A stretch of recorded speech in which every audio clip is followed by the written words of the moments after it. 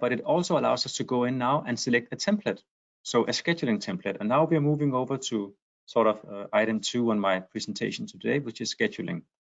So by clicking here, we can inject various templates that customers can create themselves. Let's take the lifecycle template.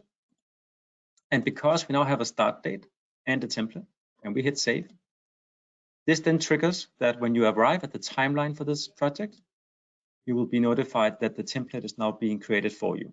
So you really can't mess it up.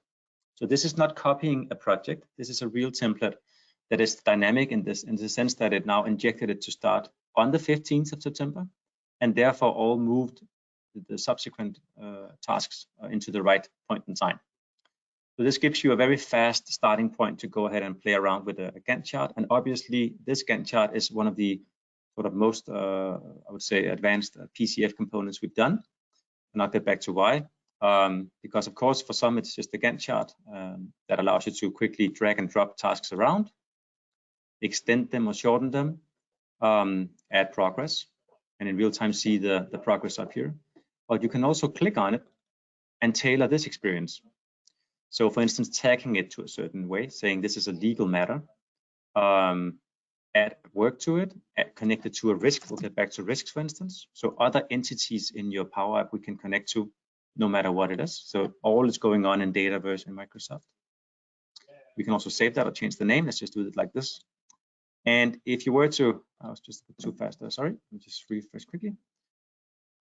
If I were to add a resource, which is what I wanted to show, I could click on assignments here as an example, and then actually add myself again, and say, you know, I can spend 50 hours on this task. I can add again, let's say Carsten also, and he can spend 30 hours. So this is assignment level resource management, which currently is not available in, for instance, in Planner or Azure DevOps or Project for the Web, the new project.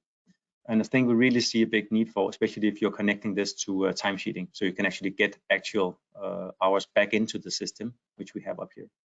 So moving away from this one now shows 80 hours of work for me and Carsten, which also means that we can now go in later on and timesheet on that specific task and see the actual hours pop up here. So this is just one example. Now, the other thing about this grid, which is cool, is that if we are tagging it the right way, we can also use that categorization of tasks to filter by milestones, filter by deliverables, filter by gates, filter by tasks, filter by legal matters, and so forth.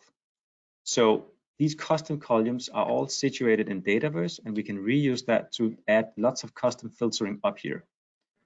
We can also remove the sort of the right-hand side here and only show this in an Excel look and feel, where you can just click and write data straight into the grid. Let's go back. And of course, you can style this as an end user, both in terms of how the grid should act, sizing and so forth, but also coloring. So the level decides the color, the type of tasks decide the color, keyboard commands, and for the admins, there's a much more rich configuration that I can end up with later on in the demo. So you don't have to actually be at all a developer to do these changes that I'm explaining we can do here. Now, just to stay a little bit on the topic of tasks, then let's imagine that this schedule and this overall webinar project is part of something bigger. For instance, a program. We can then go into the program bucket and link it to a business roadmap, perhaps, or maybe even a portfolio of some sort, grow or run or transform. Let's take a grow. Let's try and save this. Now, this means that if you go to the programs up here, we then also have, of course, views, tracking progress. You can open up the business roadmap. We can see the current status. I'll get back to that part.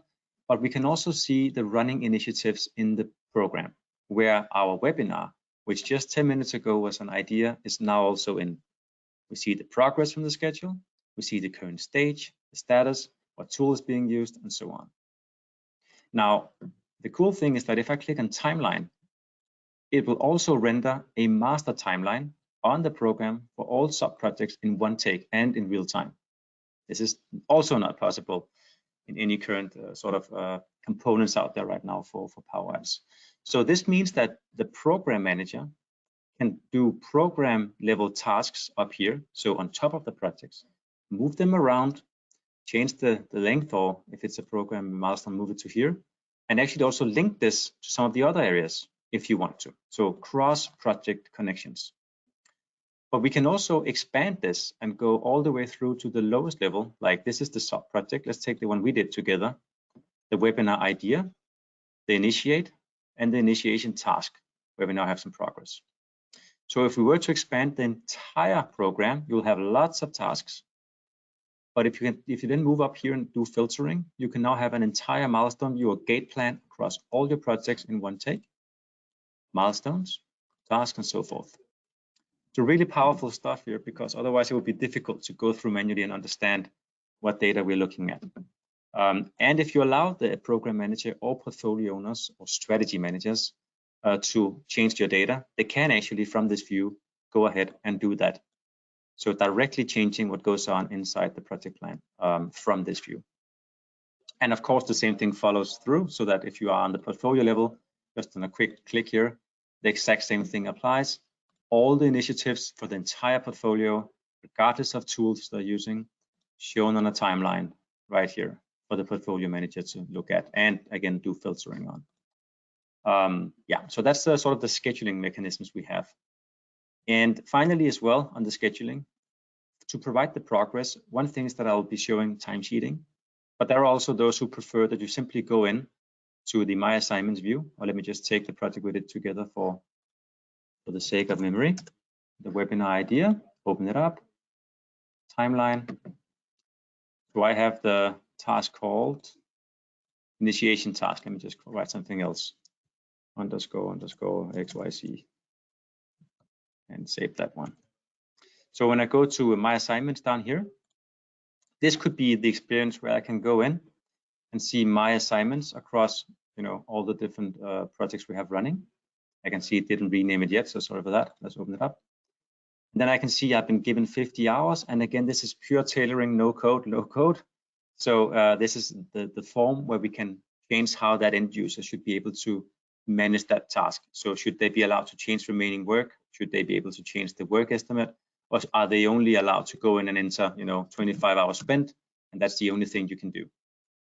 If this is the case, it means now that the project manager can stand here in the timeline and suddenly see actual work coming in, but also, of course, where that actual work is coming from. It's coming from Peter, and we can create some great reports on that data. And as you can imagine, the same thing would apply if you were to connect this through to a timesheet. So that was a lot about scheduling, and yet I could say a whole lot more, but for the time we have now, I'm going to pause there